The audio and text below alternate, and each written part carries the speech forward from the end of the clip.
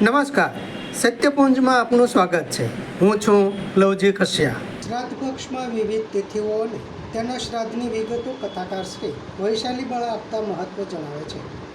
ભાદરવા માસમાં આવતા એટલે હાલ ચાલી રહેલા શ્રાદ્ધ પક્ષમાં પિતૃઓના મરણ અને તે મરણ તિથિ અનુસાર શ્રાદ્ધ વિધિ થઈ રહેલ છે.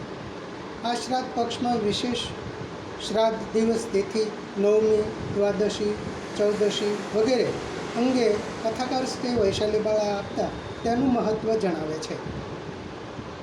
શ્રાદ્ધ પક્ષમાં આપણા પિતૃઓને આપણે સૌ શ્રાદ્ધ નાખતા હોઈએ છીએ, ગ્રાસ આપી અને એમને તૃપ્ત કરતા હોઈએ છીએ. પણ શું આપણે જાણીએ છીએ કે એ શ્રાદ્ધ પક્ષમાં પણ ઘણી બધી તિથિઓ એવી છે કે જેની પાછળ અલગ અલગ ભાવથી શ્રાદ્ધ નાખવામાં આવે છે. જેમ કે કોઈ વિધવા માતા હોય તો એ મૃત્યુ પામ્યા હોય તો તેના માટે નવમીના દિવસે વિધવા માતાઓનું શ્રાદ્ધ એમ કરીને ગ્રાસ નાખવામાં આવે છે. દ્વાદશીના દિવસે સંન્યાસીઓ માટે ગ્રાસ નાખવામાં આવે છે. ચૌદશીના દિવસે અકસ્માતમાં જેઓ મૃત્યુ પામ્યા હોય એના માટે શ્રાદ્ધ નાખવામાં આવે છે.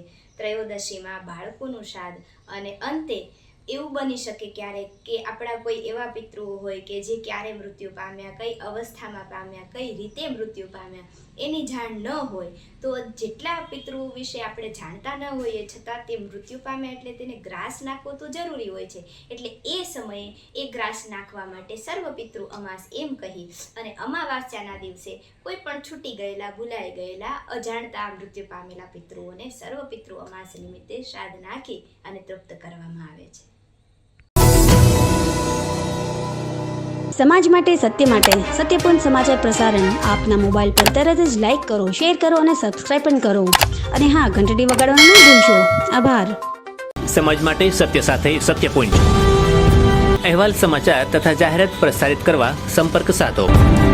સત્યપુંજ સમાચાર પ્રસારણ, લબ્ધિ કોમ્પ્લેક્સ, તાલુકા પંચાયત સામે, સિહોર.